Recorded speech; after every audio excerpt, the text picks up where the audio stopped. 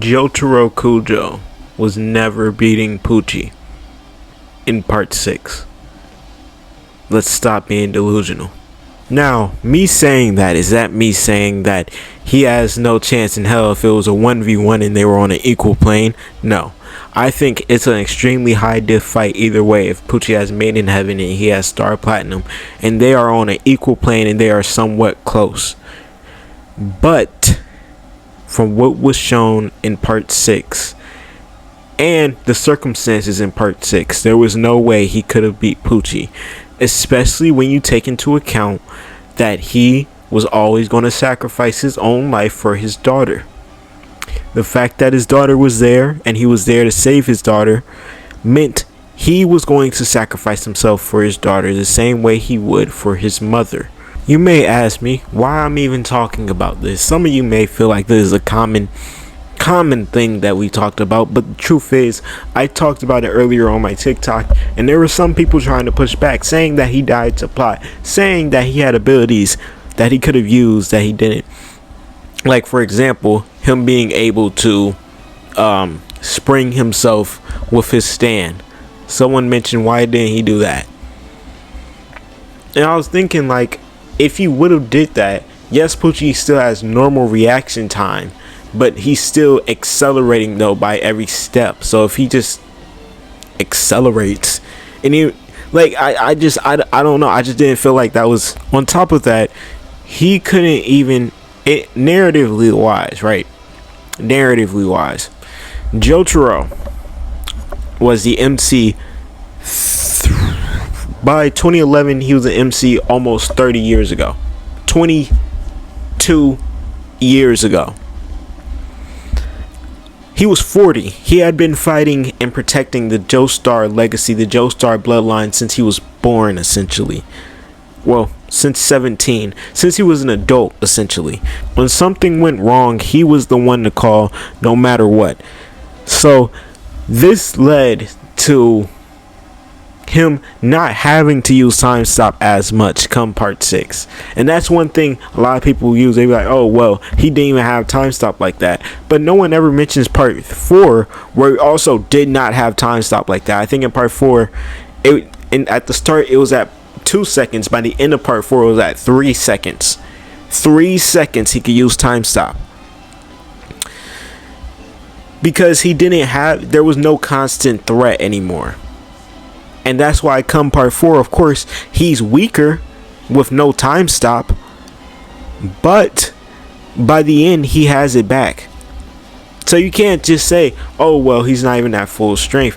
In that case, you would have to use the narrative wise. Because again, at full strength, if he's closer, he has a chance. But if he's still far away, like he was during the Made in Heaven fight, and they're the same circumstances, it's just 1-on-1, he still loses that fight. They may say, why do I say that? Well, you have to look at it like this. He was getting speed blitzed to the point where Anasui just put Daira down within him to block and absorb most of the damage he would receive. But he was getting speed blitzed and he was far away. And every time he would use time stop, it would get shorter again, because time is just accelerating and it keeps going. So in the Stone Ocean circumstances that we saw him in, he just did not have that much of a chance, because without Anasui, he would have died sooner.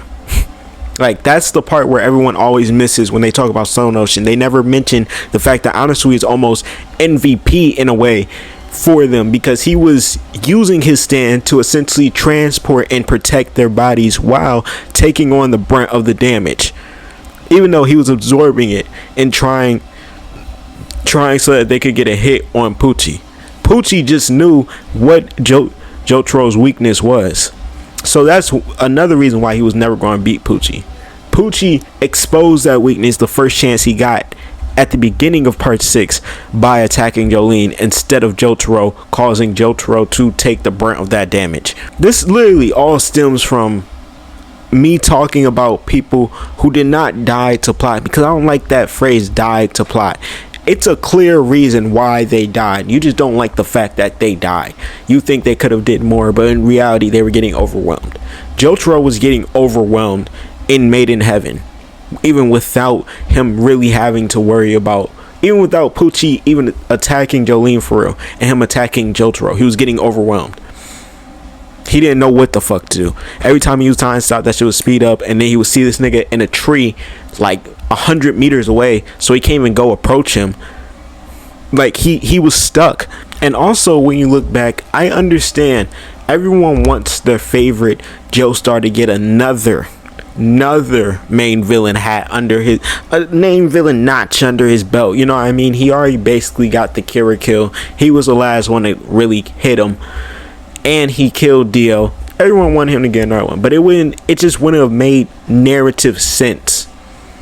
This was never his story. It was Jolyne's story about growth and sacrifice. It was an overall story about growth and sacrifice, but it was Jolyne's story about understanding growth and sacrifice and becoming one with it, being able to do it, to lead Emporio to the promised land and give him that disc and give him a way to actually beat Pucci with Weather Report.